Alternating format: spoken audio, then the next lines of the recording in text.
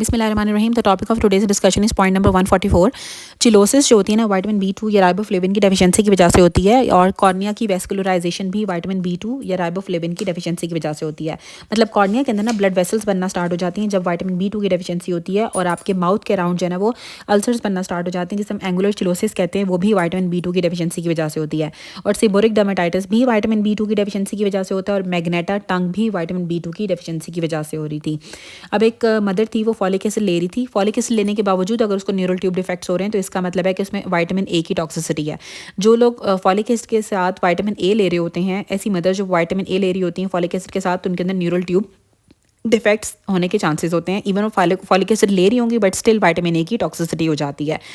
अगर तो pregnant female है जो सिर्फ एनिमल बेस्ड डाइट ले रही है, कि वो मीट वगैरह लेती है, प्रोटीन्स वगैरह लेती है, फ्रूट्स और वेजिटेबल्स नहीं लेती है, और उसकी वजह से उसकी पुअर वुंड हीलिंग हो जाएगी। जो पुअर वुंड हीलिंग होती है वो विटामिन सी की डेफिशिएंसी के साथ एसोसिएटेड होती है।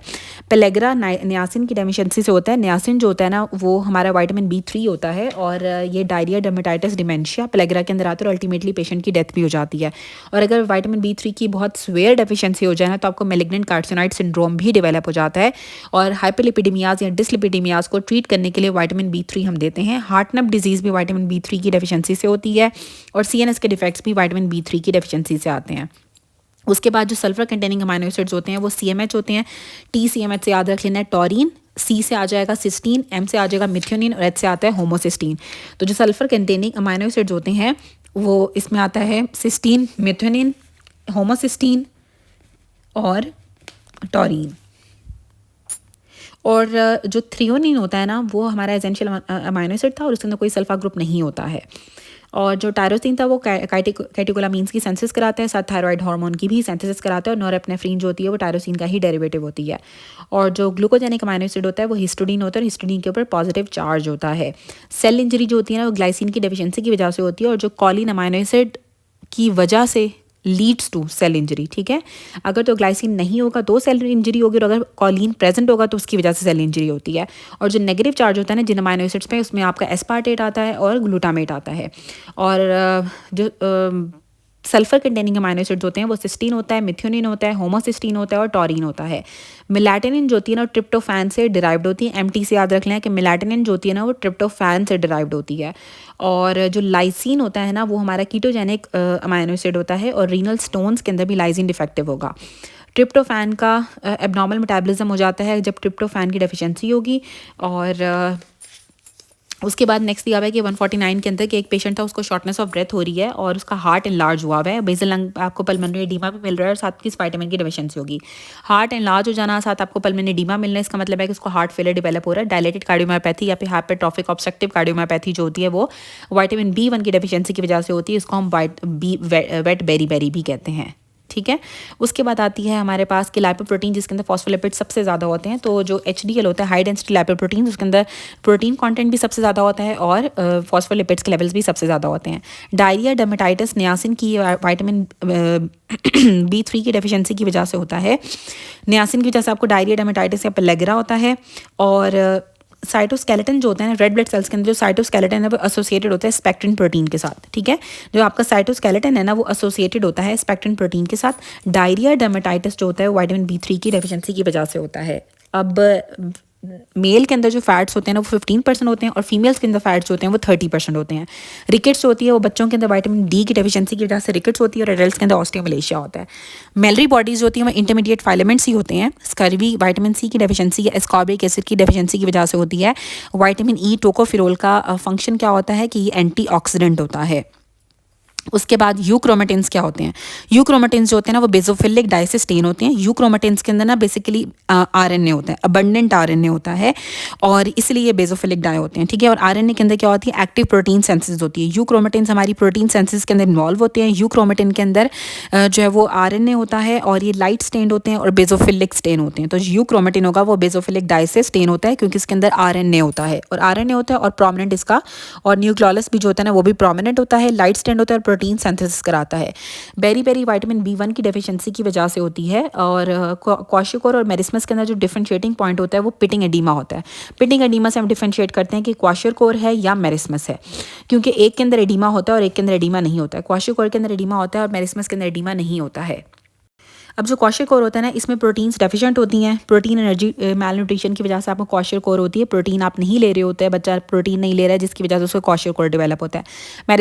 मेरिस्मस के अंदर प्रोटीन्स भी नहीं ले रहे, वो ओवरऑल कैलोरीज डेफिशिएंट होता है, मतलब वो कुछ भी नहीं खा रहे, उसकी डाइट ही कम है, या उसकी जो है ना वो उसने डाइट ले ही नहीं रहा है वो।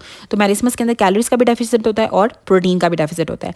जो हेयर चेंजेस होते हैं वो भी क्वाशियोकोर के अंदर आते हैं, और मेरिस्मस के अंदर हेयर चेंजेस भी नहीं होते हैं। फैटी लिवर भी क्वाशियोकोर के अंदर होता है, मेरिस्मस के अंदर फैटी लिवर नहीं होता है। एडीमा भी क्वाशियोकोर के अंदर होता है, मेरिस्मस के अंदर एडीमा नहीं होता है। सबक्यूटेनियस फैट प्रेजेंट होगी क्वाशियोकोर के अंदर, सबक्यूटेनियस फैट प्रेजेंट नहीं होती है मेरिस्मस के अंदर। क्वाशियोकोर वाले बच्चों के अंदर भूख जो होते हैं उनको नहीं लगती है, उनकी पुअर एपिटाइट हो जाती है। मेरिस्मस के अंदर एपिटाइट अच्छी होती है। मसल वेस्टिंग क्वाशियोकोर के अंदर नहीं होती है, मेरिस्मस के अंदर मसल वेस्टिंग होती है। बेसिकली हम पिटिंग एडिमा से डिफ्रेंशिएट करते हैं क्वाशियोकोर को मेरिस्मस से। डिफ्रेंशिएटिंग फीचर जो क्वाशियोकोर का है ना, क्वाशियोकोर के अंदर पिटिंग एडिमा होता है और मेरिस्मस के अंदर पिटिंग एडिमा नहीं होता है। मेरिस्मस के अंदर सब सिवियर मसल वेस्टिंग होती है। मेरिस्मस वालों को भूख अच्छी लगती है, कोई फैटी लिवर नहीं होता है मेरिस्मस के अंदर, हेयर चेंजेस भी नहीं आते हैं, इसमें प्रोटीन और कैलोरीज ओवरऑल डेफिशिएंट होती हैं। और जो सबक्यूटेनियस नोड्यूल, जो सबक्यूटेनियस फैट होती है वो भी प्रेजेंट नहीं होती है मेरिस्मस के अंदर, लेकिन क्वाशियोकोर के अंदर सबक्यूटेनियस फैट प्रेजेंट होगी। अब एक मदर लेके आई अपने बच्चे को, रात में उसको देखने में प्रॉब्लम होती है, एट नाइट विजन प्रॉब्लम्स हैं, तो इसमें विटामिन ए या रेटिनोल की डेफिशिएंसी होगी। एक मॉलिक्यूल जो ग्लूकोज का होता है वो 38 ATPs को प्रोड्यूस करता है।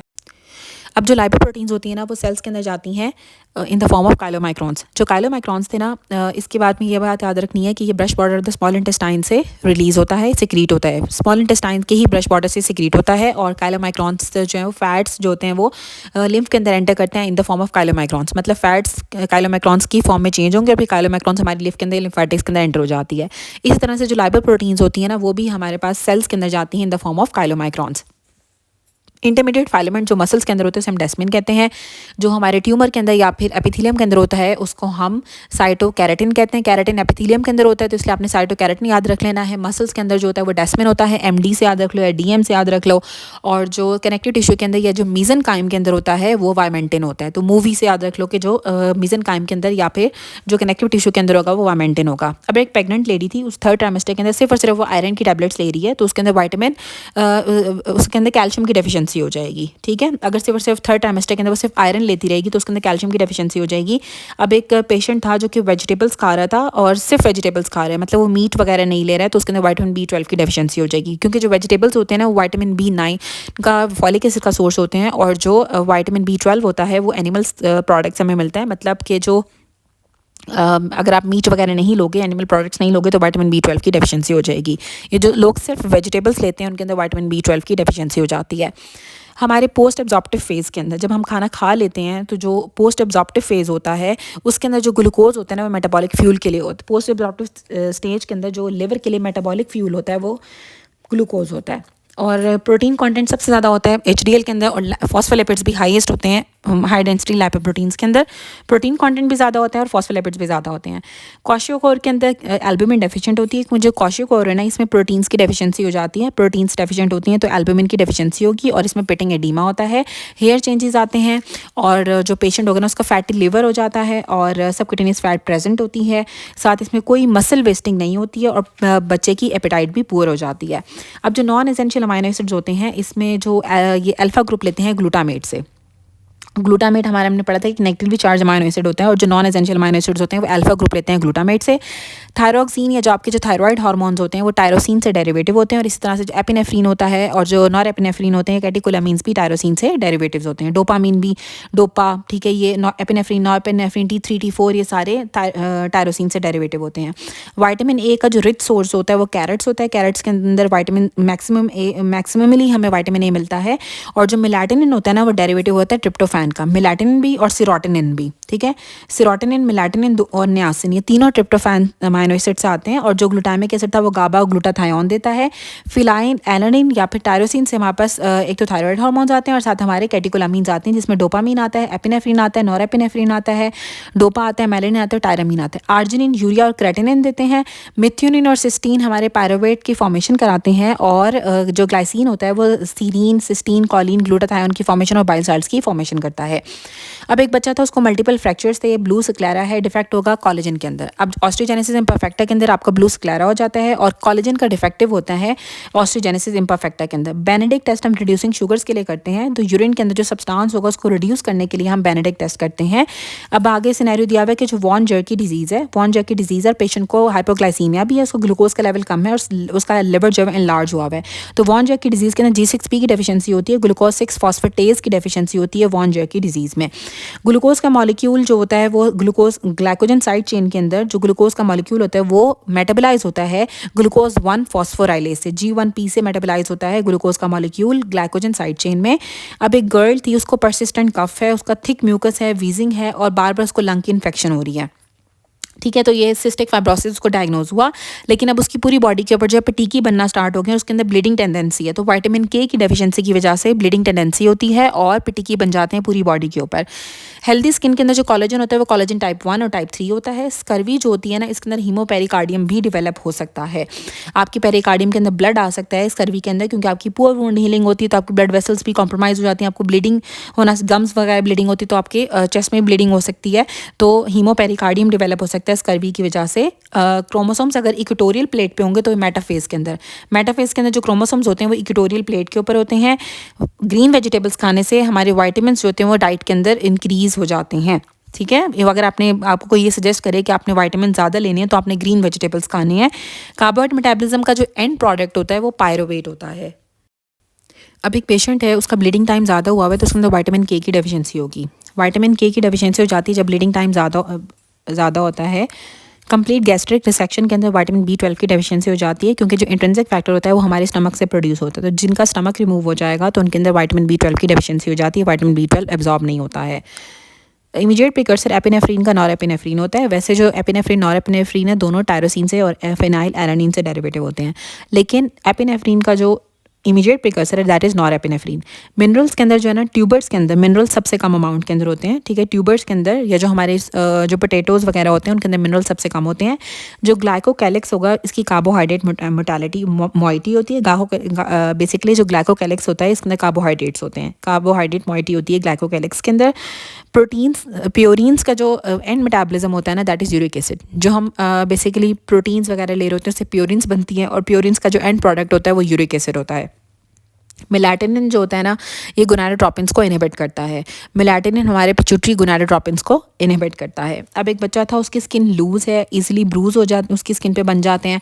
उसका जो प्रो कॉलेजन 3 था वो डिफेक्टिव है, तो उसके क्या कॉम्प्लिकेशन हो सकती है। जो टाइप 3 कॉलेजन होता है वो ब्लड वेसल्स के अंदर होता है, इस वजह से उसकी जो लार्ज ब्लड वेसल्स होंगी ना वो ईजिली रप्चर कर जाएंगी जब उसका प्रो कॉलेजन 3 जो है डिफेक्टिव होगा। कॉलेजन 3 डिफेक्टिव होने की वजह से लार्ज ब्लड वेसल्स जो होती हैं वो डिफेक्टिव हो जाती हैं। अब जो टाइप 1 कॉलेजन था वो हमने पढ़ा था सबसे स्ट्रॉन्ग होता है, वो बोन के अंदर होता है, वो कार्टिलेज के अंदर होता है, फाइब्रो कार्टिलेज के अंदर होता है, टेंडन्स में होता है और स्किन के अंदर भी टाइप 1 कॉलेजन था। जो टाइप 2 कॉलेजन था वो थोड़े से कम सॉफ्ट स्ट्रक्चर्स के अंदर होता है, जैसे कि कम हार्ड स्ट्रक्चर जिसमें इलास्टिक आता है और हाइलिन कार्टिलेज आता है और विट्रियस बॉडी के अंदर। जो टाइप 3 है वो ब्लड वेसल्स के अंदर होता है, हमारे रेटिकुलन के अंदर, स्किन के अंदर टाइप 3 कॉलेजन होता है और यूट्रस के अंदर भी टाइप 3 कॉलेजन होता है। जो टाइप 4 कॉलेजन होता है ना वो लेंस के अंदर होता है और बेसमेंट मेम्ब्रेन के अंदर होता है। स्किन के अंदर 2 तरह के कॉलेजन है, टाइप 1 भी है और टाइप 3 भी है। उसके बाद दिया हुआ न्यूक्लियस के बारे में क्या ट्रू है। न्यूक्लियस जो होता है ना इसके अंदर यूक्रोमेटिन जो होता है वो एक्टिवली ट्रांसक्राइब करता है और डीएनए बनाता है। ठीक है, यूक्रोमेटिन हमारा एक्टिवली ट्रांसक्राइब करेगा और डीएनए बनाता है। Point mutation sickle cell anaemia के अंदर होती हैं। पॉइंट म्यूटेशन मिससेंस म्यूटेशन की ही टाइप होती हैं जो कि सिकल सेल डिजीज़ या सिकल सेल एनीमिया के अंदर होती हैं, जिसमें ग्लूटामिक एसिड की जगह वैलीन आ जाता है।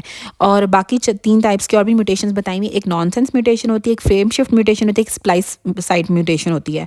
जो नॉनसेंस म्यूटेशन होती है ना इसमें स्टॉप कोडोन्स आ जाते हैं और UGA, UAA और UAG। ठीक है, और इसमें नॉन फंक्शनल प्रोटीन्स बनती हैं नॉनसेंस म्यूटेशन की वजह से। जो फ्रेम शिफ्ट म्यूटेशन होती है ये ड्यूशेन मस्कुलर डिस्ट्रॉफी के अंदर होती है और टे सैक्स डिजीज़ के अंदर होती है। जो स्प्लाइस साइट म्यूटेशन होती है वो बीटा थैलेसीमिया के अंदर होती है, गॉचर्स डिजीज़ के अंदर होती है और मार्फन सिंड्रोम के अंदर। मार्फन सिंड्रोम के अंदर स्प्लाइस साइट म्यूटेशन हो रही है और frame shift mutation Duchenne muscular dystrophy और टे सैक्स डिजीज़ के अंदर होती हैं। जो टेलोमेरेज होती है ना ये एक ऐसी एंजाइम है जिसकी एक्टिविटी कैंसर सेल्स के अंदर ज़्यादा हो जाती है और ये जर्म सेल्स के अंदर प्रेजेंट होती है। टेलोमेरेज एंजाइम जर्म सेल्स के अंदर प्रेजेंट होती है, कैंसर सेल्स के अंदर इसकी एक्टिविटी ज़्यादा हो जाती है। जब कन्वर्जन हो रही होती है ना फाइब्रिनोजिन की फिब्रिन के अंदर तो ब्लड के अंदर हमें फाइब्रिनोपेप्टाइडेजेस मिलते हैं, ठीक है। जब फाइब्रिनोजिन आपके फिब्रिन के अंदर कन्वर्ट हो रहा होता है तो हमें ब्लड के अंदर फाइब्रिनोपेप्टाइडेज नजर आती है। Essential amino acid phenyl alanine होता है। एसेंशियल अमाइनो एसिड का निमोनिक यहाँ पे दिया हुआ है PBT टिम हॉल। इसमें आता है फिनाइल एलानिन आता है, हमारे पास वैलिन आता है, थ्रियोनिन आता है, ट्रिप्टोफैन आता है, आइसोल्यूसिन आता है, मिथ्योनिन आता है, हिस्टिडीन आता है, आर्जिनिन आता है, ल्यूसिन आता है और लाइसिन आता है, ठीक है। उसके बाद आते हैं कि बाकी जो सारे होते हैं वो नॉन एसेंशियल अमाइनो एसिड होते हैं, जिसमें आपका एलानिन आता है, asparagine, glycine, glutamate, cysteine, aspartate, glutamine, proline, serine and tyrosine. अब जो ग्लाइकोजन स्टोरेज डिजीजेज होती हैं उनके अंदर दो मेन फाइंडिंग्स ये होती हैं, एक तो उनका लिवर इनलार्ज हो जाता है और दूसरा उनके ब्लड ग्लूकोज लेवल कम हो जाते हैं, हाइपोग्लाइसीमिया हो जाता है। डीएनए की रिलीज से, डीएनए की जब हाइड्रोलिसिस होती है ना डीएनए की, तो रिलीज होता है फॉस्फोरिक एसिड। जब डीएनए हाइड्रोलाइज होगा तो फॉस्फोरिक एसिड बन जाता है, क्योंकि इसमें फॉस्फेट और शुगर की बैकबोन होती है डीएनए के अंदर, ठीक है। तो जब डीएनए हाइड्रोलाइज होगा तो फॉस्फोरिक एसिड रिलीज होता है। स्पिंडल फाइबर्स सेंट्रोमेयर से जब अटैच होते हैं और उसके बाद डिवाइड करते हैं तो ये एनाफेज वाली स्टेज के अंदर, ठीक है। स्पिंडल फाइबर्स जो होते हैं वो सेंट्रोमेयर से अटैच कर जाते हैं और फिर डिवाइड करते हैं एनाफेज में। ग्लाइकोजन स्टोर होता है लिवर के अंदर, ठीक है। जो ग्लूकोज स्टोर हो रहा है, जो ग्लाइकोजन होता है ना वो स्टोर होता है लिवर के अंदर। सेल डिवीजन के दौरान, ठीक है, जब क्रोमोसोम क्रोमेटिड्स के ऊपर अरेंज्ड होंगे तो इसको हम प्रोफेज कहते हैं। Prophase is the stage of cell cycle जिसमें क्रोमोसोम जो होते हैं वो क्रोमेटिड्स के ऊपर अरेंज्ड होते हैं। कॉलेजन की एट्रोफी से क्या होता है, increase bleeding by minor trauma, ठीक है। कॉलेजन जब आपका डिफेक्टिव होगा, हमने पढ़ा था कि टाइप 3 कॉलेजन जो होता है वो कॉलेजन जो होता है ना बेसिकली आपकी स्किन को स्ट्रेंथ प्रोवाइड करता है, आपकी ब्लड वेसल्स को स्ट्रेंथ प्रोवाइड करता है। तो अगर कॉलेजन डिफेक्टिव हो जाएगा ना तो हल्की फुल्की ट्रॉमा से भी ना कॉलेजन हमारी जो है वो वुंड हीलिंग भी कराता है। तो जैसे ही कॉलेजन डिफेक्टिव होगा तो हल्के फुल्के ट्रॉमा से भी ब्लीडिंग स्टार्ट हो जाती है। रेड ब्लड सेल्स जो होते हैं इनके अंदर ग्लाइकोलिटिक एंजाइम एक्टिविटी होती है। रेड ब्लड सेल्स के अंदर ग्लाइकोलिटिक एंजाइम एक्टिविटी होती है। ग्लाइकोलिसिस जो होती है वो रेड ब्लड सेल्स के अंदर होती है। अब ऐसी कौन सी एंजाइम होती है जो कि दो मॉलिक्यूल्स या दो कंपाउंड्स को लेती है और सिंगल कंपाउंड बना देती है। तो सिंथेटेज एक ऐसी एंजाइम होती है जो दो कंपाउंड्स को मिला के एक कंपाउंड बना देती है। अल्कोहल जो लोग ले रहे होते हैं उनके अंदर विटामिन B1 या थायमिन की डेफिशिएंसी हो जाती है और उनके अंदर वर्निक एनकेफेलोपैथी डेवलप हो जाती है, वर्निक कॉर्साकॉफ सिंड्रोम हो जाता है जिसमें ऑफ्थेल्मोप्लेजिया होता है, कन्फ्यूजन होती है और एटेक्सिया हो जाता है। एसेंशियल फैटी एसिड, आपका एसेंशियल फैटी एसिड्स में आपका लिनोलिक एसिड आता है और एसेंशियल अमाइनो एसिड्स के अंदर हमारे पास फिनाइल एलानिन और थ्रियोनिन आ रहा था, ठीक है। तो एसेंशियल अमाइनो एसिड्स के अंदर थ्रियोनिन आता है, फिनाइल एलानिन आता है, वैलिन आता है, ट्रिप्टोफैन आता है, आइसोल्यूसिन आता है, मिथ्योनिन आता है, हिस्टिडीन आता है, आर्जिनिन आता है, ल्यूसिन आता है, लाइसिन आता है, ठीक है। अब जो क्लॉटिंग फैक्टर्स बनाता है कौन सा विटामिन के जो होता है ना क्लॉटिंग फैक्टर 2, 7, 9, 10 की फॉर्मेशन के अंदर इन्वॉल्व होता है। कार्टेगनर सिंड्रोम के अंदर जो डायनिन आर्म्स होती हैं उनका डिफेक्ट होता है। अब एक पेशेंट था, उसको एक बच्चा था, उसके बाजू पे चोट लगी है और उसके बाद वहाँ पे स्वेलिंग डेवलप हो गई है और साथ ब्रूज बन गया। तो जो स्वेलिंग होती है ना वो हमेशा हाइपोप्रोटीनीमिया की वजह से होती है, प्रोटीन्स के कम होने की वजह से होती है। तो वाइटामिन प्रोटीन्स की वजह से या प्रोटीन्स के कम होने की वजह से उसको स्वेलिंग डेवलप हो जाएगी। जो ग्लाइकोलिसिस होती है ना इसमें हेक्सोज शुगर जो C6H12O6 होती है उससे हम बनाते हैं पायरुवेट को। तो जो ग्लाइकोलिसिस के अंदर हम शुगर से, हेक्सोज शुगर से पायरुवेट बनाते हैं। एविडिन जो होती है ना बायोटिन विटामिन B7 के साथ बाइंड करती है। जो विटामिन B7 बायोटिन होता है ये बीटा ऑक्सीडेशन भी कराता है फैटी एसिड्स की, डाइटरी फैटी एसिड्स की बीटा ऑक्सीडेशन कराता है या को फैक्टर के तौर पे काम करता है फैटी एसिड की ऑक्सीडेशन के अंदर। और जो हाई मैग्नीशियम स्टोर्स होते हैं वो हमारी बोन्स के अंदर होते हैं। ऐसा अमाइनो एसिड जो हमारी बॉडी के अंदर सिंथेसाइज नहीं होगा उसको हम एसेंशियल अमाइनो एसिड कहते हैं। इसमें वहाँ पर फिनाइल एलानिन आता है और मिथ्योनिन आता है और साथ इसमें जो थ्रियोनिन भी आता है। और यहाँ पे दिया हुआ है कि जो टीलोमेरेज एंजाइम के बारे में बताया हुआ है। एक तो हमने पढ़ा कि टीलोमेरेज जो होती है वो जर्म सेल्स के अंदर होती है और मेलिग्नेंट सेल्स के अंदर इसकी एक्टिविटी ज़्यादा हो जाती है। और मेलिग्नेंट सेल्स के अंदर ना जो ये शॉर्टनिंग होती है ना क्रोमोसोम्स की, उसको ये रिपेयर करके और इस वजह से जो है ना वो क्रोमोसोम एक्टिवली डिवाइड कंटिन्यू करते रहते हैं डिवाइडिंग, क्योंकि जो शॉर्टनिंग ऑफ क्रोमोसोम्स को ये रिपेयर कर देती है जो टीलोमेरेज एंजाइम होती है। वाइटामिन्स जो कि हमारे डाइटरी फैटी एसिड्स की बीटा ऑक्सीडेशन कराते हैं, दैट इज़ विटामिन B7 और बायोटिन हमें चाहिए होता है फैटी एसिड्स की, डाइटरी फैटी एसिड्स की बीटा ऑक्सीडेशन के लिए। रेडिकल्स को जो ट्रांसफ़र करती है एक कंपाउंड से दूसरे कंपाउंड में ट्रांसफरेजेस ऐसे एंजाइम है जो रेडिकल्स को एक कंपाउंड से दूसरे कंपाउंड में ट्रांसफ़र करती हैं। मोस्ट इफेक्टिव ग्लूकोनियोजेनेसिस जो होती है ना वो प्रोटीन से होती है। ग्लूकोनियोजेनेसिस का मतलब होता है कि आप नॉन कार्बोहाइड्रेट सोर्स से कार्बोहाइड्रेट्स बना रहे हो, मतलब नॉन ग्लूकोज सोर्स से ग्लूकोज बना रहे हो। तो प्रोटीन से सबसे इफेक्टिव ग्लूकोनियोजेनेसिस होती है। जो लोग बहुत अरसे तक पैराफिन को यूज़ करते हैं उनके अंदर विटामिन A की डेफिशिएंसी हो जाती है। वो अमाइनो एसिड जो हमारी बॉडी के अंदर नहीं बनते हैं उनको हम एसेंशियल अमाइनो एसिड्स कहते हैं। इसमें फिनाइल एलानिन आता है, मिथ्योनिन आ रहा था, थ्रियोनिन आ रहा था। बेसिक अमाइनो एसिड स्ट्रक्चर, ठीक है, बेसिक ऐसी प्रोटीन जिसके अंदर बेसिक अमाइनो एसिड्स होते हैं और साथ ही डीएनए को पैक कराती है क्रोमोसोम्स के अंदर, दैट इज हिस्टोन प्रोटीन, ठीक है।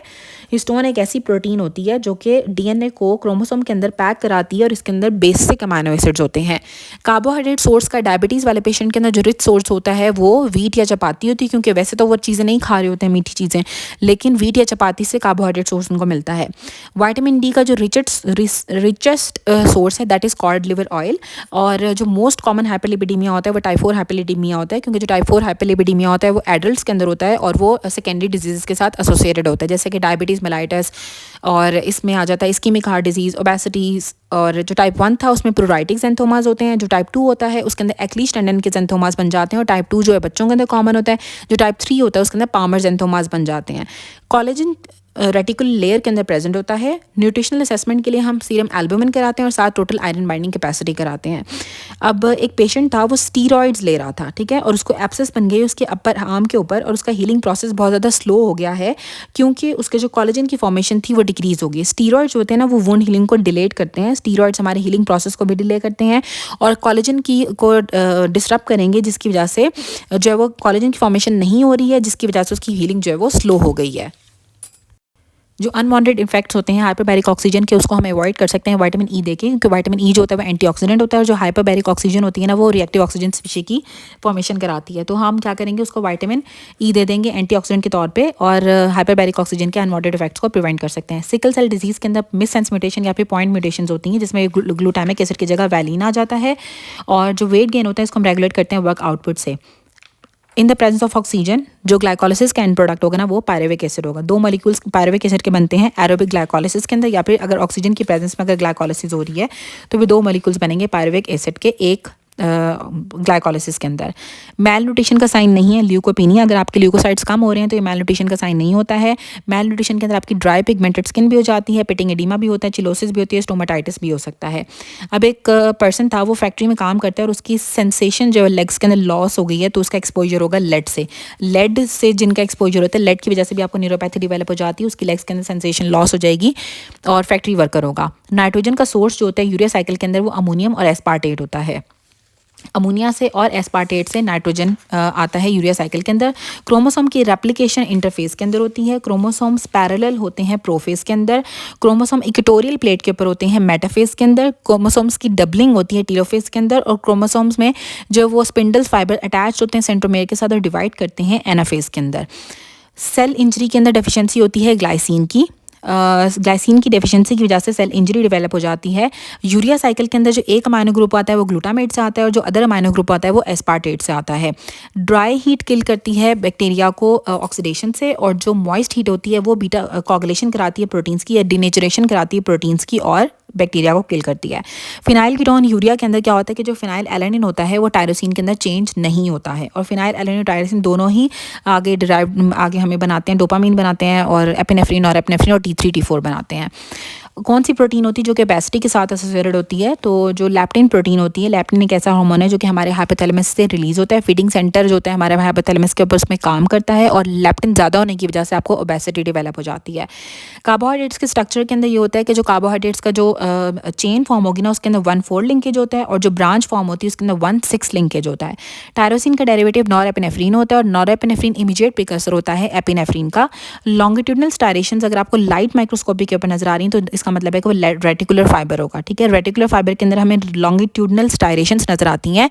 एग जिसके अंदर प्रोटीन एविडेन होती है, रॉ एग खाने से डेफिशिएंसी हो जाती है, कार्बोक्सिलेशन जो होती है ना वो कम हो जाती है, ठीक है। रॉ एग खाने से बायोटिन की डेफिशिएंसी होगी और जो है ना कार्बोक्सिलेशन डिक्रीज कर जाती है, क्योंकि जो रॉ एग होता है उसमें एविडेन होती है, एविडेन बाइंड कर जाती है बायोटिन B7 के साथ, और जो B7 था या जो बायोटिन था वो कार्बोक्सिलेशन कराता है, तो कार्बोक्सिलेशन डिक्रीज हो जाएगी जब एविडेन आप खाओगे या फिर रॉ एग खाओगे। ट्राइग्लिसराइड्स हमारे एडिपोस टिश्यूज से एडिपोसाइट्स के अंदर बनते हैं, और जो लेसिथिन स्फिंगोमाइलिन रेशियो होती है वो हम एम्नियोटिक फ्लूइड के अंदर चेक करते हैं। ये चेक करने के लिए लंग्स हमारे कितने मैच्योर हुए हैं, बेबी के लंग्स कितने मैच्योर हैं, उसको चेक करने के लिए हम लेसिथिन स्फिंगोमाइलिन रेशियो चेक करते हैं।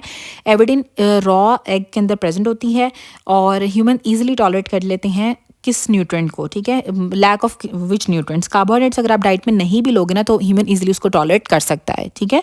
ह्यूमन जो है इजीली टॉलरेट कर लेते हैं कार्बोहाइड्रेट के न्यूट्रेंट्स के लैक को। क्रोमेटिड्स प्रेजेंट होंगे पैरेलली, अगर क्रोमेटिड्स पैरेलल हैं तो ये प्रोफेज होगा। क्रोमेटिड्स पैरेलल होते हैं प्रोफेज के अंदर, और क्रोमेटिड्स एक इक्वेटोरियल प्लेट के ऊपर होते हैं मेटाफेज के अंदर, और क्रोमोसोम डबल कर जाते हैं टीलोफेज के अंदर, और सेंट्रोमेयर के साथ स्पिंडल फाइबर्स अटैच जो डिवाइड करते हैं एनाफेज के अंदर। और जो रेप्लिकेशन होती है वो इंटरफेज के अंदर होती है, और जो क्रोमोसोम की रेप्लिकेशन है वो इंटरफेस के अंदर होती है। जो डबलिंग है ना वो टीलोफेज के अंदर, और जो रेप्लिकेशन है वो इंटरफेस के अंदर। होमोसिस्टीनीमिया विटामिन B12 की डेफिशिएंसी की वजह से होता है। जब विटामिन B12 की डेफिशिएंसी होती है तो होमोसिस्टीन के लेवल ज़्यादा हो जाते हैं। फ्री रेडिकल्स को हम रिमूव करते हैं ट्रांसफेरिन से। ट्रांसफेरिन एक ऐसी प्रोटीन है जो कि फ्री रेडिकल्स को रिमूव करती है। अब जो एक्टिव प्रोटीन सिंथेसिस के अंदर जो न्यूक्लियोलस होता है वो प्रोमिनेंट हो जाता है। एक्टिव प्रोटीन सिंथेसिस के अंदर न्यूक्लियोलस प्रोमिनेंट हो जाता है क्योंकि इसके अंदर मैसेंजर आरएनए होता है, प्रोटीन की सिंथेसिस होनी होती है, तो एक्टिव प्रोटीन सिंथेसिस के अंदर न्यूक्लियोलस प्रोमिनेंट हो जाएगा। Nissl granules granular rough endoplasmic granular या फिर रफ एंडोप्लाज्मिक रेटिकुलम के अंदर निसल ग्रैन्यूल्स होते हैं। रफ एंडोप्लाज्मिक रेटिकुलम के अंदर राइबोसोम्स होते हैं और ये प्रोटीन की सिंथेसिस करता है। निसल ग्रैन्यूल्स भी रफ एंडोप्लाज्मिक रेटिकुलम के अंदर हैं और रफ एंडोप्लाज्मिक रेटिकुलम प्रोटीन की सिंथेसिस करता है। फिनाइल एलानिन टायरोसिन के अंदर कन्वर्ट नहीं होता है तो फिनाइल कीटोन यूरिया होगा। फिनाइल कीटोन यूरिया के अंदर फिनाइल एलानिन टायरोसिन के अंदर कन्वर्ट नहीं होता है। विटामिन ई की डेफिशिएंसी की वजह से मसल की डिस्ट्रॉफी हो जाती है। जो विटामिन ई होता है इसको हम टोकोफेरोल कहते हैं, और ये जो हाइपरबैरिक ऑक्सीजन थी उसके अनवांटेड इफेक्ट्स को भी प्रिवेंट करता है। हाइपरबैरिक ऑक्सीजन के अनवांटेड इफेक्ट्स को प्रिवेंट करने के लिए हम विटामिन ई देते हैं। ये एंटीऑक्सीडेंट होता है। ये वारफरिन के एंटीकोगुलेंट्स इफेक्ट को भी ज़्यादा कर देता है। विटामिन ई की डेफिशिएंसी की वजह से एक तो हीमोलिटिक एनीमिया हो जाएगा पेशेंट को, साथ उसको मसल की वीकनेस या फिर मसल की डिस्ट्रॉफी हो जाती है, और क्रेटिन यूरिया भी कराता है। ये जो विटामिन ई होता है ये एंटीऑक्सीडेंट होता है, और विटामिन ई की डेफिशिएंसी जो होती है ना विटामिन B12 के जैसे ही होती है, लेकिन इसके अंदर मेगालोब्लास्टिक एनीमिया नहीं होता है, ठीक है। इसमें पेरिफेरल न्यूरोपैथी वगैरह होगी, लेकिन इसमें मेगालोब्लास्टिक एनीमिया नहीं होता, और ये मसल की डिस्ट्रॉफी या मसल वीकनेस भी कराता है। फैट की परसेंटेज से हमें कितनी कैलोरीज मिलती है? हमारी 30 to 35% जो होती है ना कैलोरीज हमारी वो फैट से होनी चाहिए, ठीक है। 30 to 35% हमारी जो कैलोरीज होती हैं वो फैट्स की होती हैं, 50 to 60% कार्बोहाइड्रेट्स और 10 to 15% प्रोटीन से। हाई एनर्जी कंपाउंड जो होता है वो ATP होता है। हाईएस्ट एनर्जी मॉलिक्यूल भी ATP है, और जो हाईएस्ट एनर्जी कॉन्टेंट होता है that is starch. Glucogenic amino acid histidine होती है, इसका निमोनिक है वहम। V से आ जाएगा वैलिन, H से आ जाएगा हिस्टिडीन, A से आ जाएगा आर्जिनिन, और L से आ जाएगा M से आ जाएगा मिथ्योनिन, ठीक है। वी हैम, ठीक है, वी हैम से याद रख लेना है कि वैलिन, हिस्टिडीन, आर्जिनिन और मिथ्योनिन ये ग्लूकोजेनिक अमाइनो एसिड्स होते हैं, और जो कीटोजेनिक अमाइनो एसिड्स होते हैं इसमें ल्यूसीन और लाइसिन आता है। अमाइनो एसिड जिनका नेगेटिव चार्ज होता है इसमें एस्पार्टेट और ग्लूटामेट आता है, और ये यूरिया साइकिल के अंदर इन्वॉल्व होते हैं। और जो पॉजिटिव चार्ज अमाइनो एसिड होते हैं इसका निमोनिक है हॉल, इसमें हिस्टिडीन आता है, आर्जिनिन आता है और लाइसिन आता है। हिस्टिडीन और आर्जिनिन जो है ना ये ग्लूकोजेनिक भी हैं और ये पॉजिटिवली चार्ज भी होते हैं। लाइसिन कीटोजेनिक होता है और साथ ही पॉजिटिवली चार्ज होता है, ठीक है। और जो एस्पार्टेट और ग्लूटामेट होते हैं नेगेटिवली चार्ज हैं। अब एक पेशेंट थी, उसका C-सेक्शन हुआ था 3 महीने पहले, और उसकी हीलिंग भी नहीं हो रही है, और वो प्रोटीन्स और कार्बोहाइड्रेट्स तो डाइट में ले रही है लेकिन वेजिटेबल्स नहीं खा रही है और फ्रूट्स नहीं ले रही है, तो उसमें विटामिन C की डेफिशिएंसी हो जाएगी। अगर मदर ड्यूरिंग प्रेगनेंसी अल्कोहल लेगी तो बेबी का जो है ना वो प्रीमेच्योरिटी डेवलप हो सकती है। अब एक पेशेंट था, उसका हेपाटिक ग्लाइकोजन ज़्यादा हुआ है, लेकिन जब आपने उसको लेकिन उसका सीरम ग्लूकोज ज़्यादा नहीं हो रहा है, इवन आपने फ्रुक्टोज दिया देने के बाद भी, ठीक है। फ्रुक्टोज खिलाने के बाद भी अगर उसके ब्लड ग्लूकोज लेवल ज़्यादा नहीं हो रहे हैं लेकिन उसके लिवर के अंदर ग्लाइकोजन के लेवल ज़्यादा है, इसका मतलब है उसको ग्लाइकोजन स्टोरेज डिजीज़ है।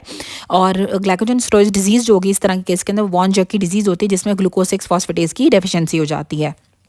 जो टैग्स होते हैं वो सबसे ज़्यादा काइलोमाइक्रॉन्स के अंदर होते हैं। HDL के अंदर फॉस्फोलिपिड ज़्यादा थे और प्रोटीन्स ज़्यादा थी, ठीक है। और जो कोलेस्ट्रॉल होता है वो सबसे ज़्यादा LDL के अंदर होता है। फैक्टर जो कि कोएंजाइम A के लिए चाहिए होता है दैट इज़ पेंटोथेनिक एसिड, और कार्बोक्सिलेशन रिएक्शन के लिए विटामिन B7 या बायोटिन चाहिए होता है।